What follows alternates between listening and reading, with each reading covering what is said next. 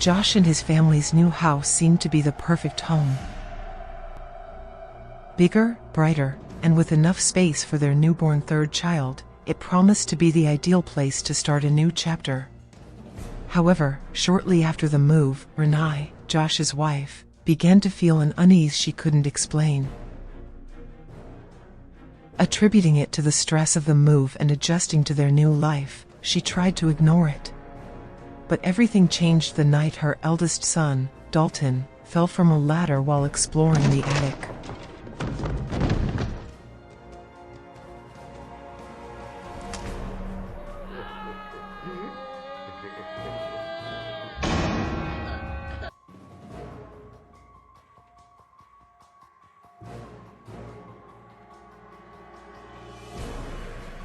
The next day, Josh tried to wake Dalton, but the boy remained in a state that seemed like a deep coma, unresponsive to any call.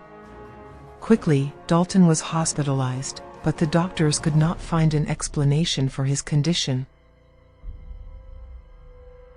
With no options, Josh and Renee brought their son home and set him up in a medicalized room, hoping that he would wake up at some point. Life went on, but soon the family began to experience inexplicable and terrifying events. Whispering voices came from the receiver that Renee used to monitor the baby, doors opened and closed by themselves, and ghostly shadows appeared in the rooms of the house. The atmosphere became oppressive, and fear took hold of everyone. Josh, initially reluctant to face the reality of what was happening, was forced to admit that if he wanted to protect his family, he had to make a firm decision.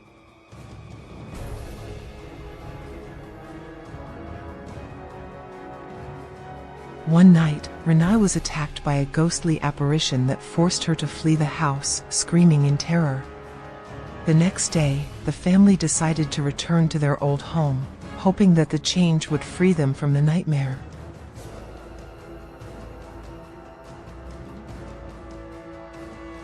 At first, everything seemed to return to normal, but Renee soon realized that the source of their fears was not the house, but her own son, Dalton. The boy, still in a coma, seemed to be the epicenter of the paranormal phenomena.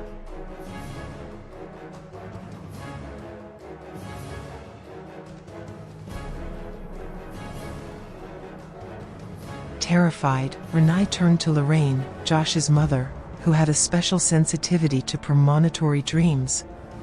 Lorraine revealed to them that she had a dream in which she visited their house and saw a dark creature next to Dalton's bed. In the dream, Lorraine asked the creature who it was and what it wanted. The entity responded that it was a visitor and that it wanted Dalton. Just as Lorraine finished recounting her dream, she saw the creature's red head behind Josh in horror, which made her jump in fear. She concluded that they would need the help of paranormal specialists to resolve the situation. Shortly after this revelation, Dalton's room was inexplicably ransacked, and the boy was found lying on the floor, still in a coma. Renee, on the verge of collapse, finally asked Josh for help, who, although skeptical, knew he couldn't ignore what was happening. Together, they decided to seek help, and Lorraine contacted a friend, Elise Reiner, who deals with paranormal activities, to confront the entity that had chosen Dalton as its target. The family prepared for a battle that would challenge everything they thought they knew about the natural and supernatural worlds. They knew time was running out, and that if they didn't act soon, Dalton could be lost forever in the clutches of darkness. At first, Josh and Renee decided to try a more technical approach to deal with the paranormal phenomena that were terrorizing them. 2 technicians specialized in the supernatural were sent to their house, equipped with measuring instruments and devices designed to detect paranormal activity. However, what began as a routine inspection quickly turned into a terrifying experience. The technicians, initially skeptical, realized that Renee's terror was more than justified. The devices began to record abnormal readings, the temperatures dropped drastically, and the shadows seemed to move on their own.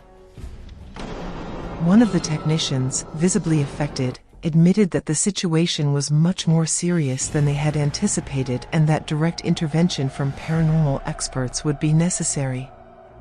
It was then that Elise entered the scene, a medium with an impressive reputation and a deep connection to the spiritual world. With an unsettling calm, Elise entered the house, immediately sensing the presence of something dark and powerful. Through her expertise, she managed to communicate with the forces that were haunting the family and discovered the truth behind Dalton's condition. The young man, as Elise revealed, possessed an extraordinary but dangerous gift, astral projection, the ability to separate his consciousness from his physical body and explore other planes of existence. However, during one of these journeys, Dalton had been drawn to an evil creature, an entity that now held his astral body captive. The creature, with sinister intentions, planned to take over Dalton's physical body to use it as a vessel in the world of the living. At first, Josh was skeptical of Elise's explanation. He couldn't believe that his son had such power or that he was trapped in a battle between dimensions. However, with no other logical explanation to offer, and in the desperation of seeing his son in a coma, Josh decided to attempt a first operation to save him.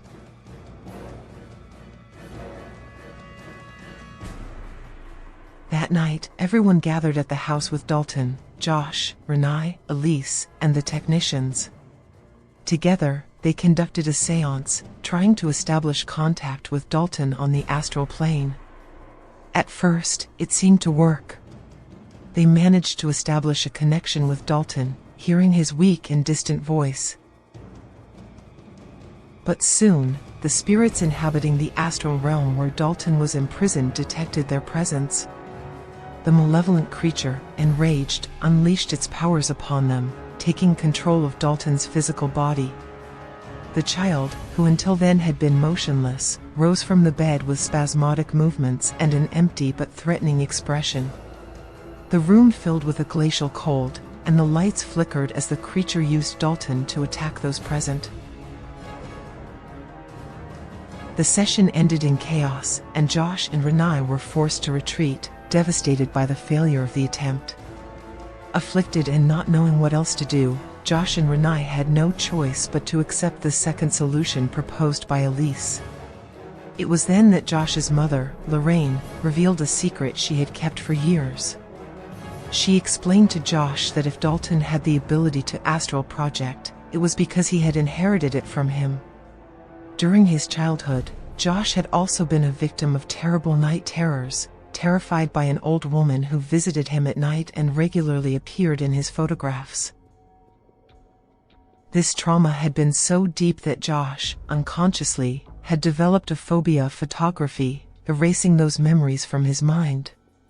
The revelation left Josh in shock. Now he understood that the curse affecting Dalton was not something new, but something that had been latent in his family for generations. With this knowledge, Josh knew he could no longer ignore his past. If he wanted to save his son, he would have to face his own demons and venture into the astral plane to rescue Dalton from the creature's clutches. With the support of Renai, Elise, and his mother, Josh prepared for a battle that would push him to the limits of his courage and faith. He knew that the price of failure would be the loss of his son, and that was something he was not willing to accept. Helped at the time by the same medium, his bond with his power had been broken, and then he had been able to resume a normal life.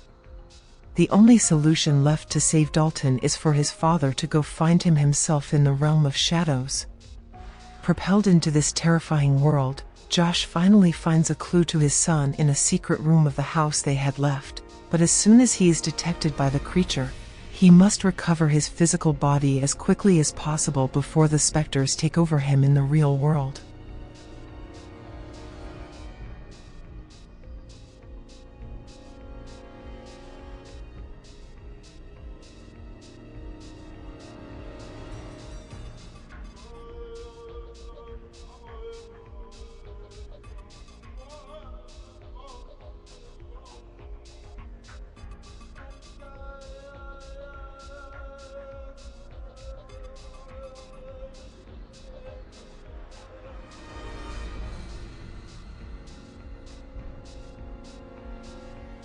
A real race against time then begins, and Josh manages to return with his son to the real world at the last moment.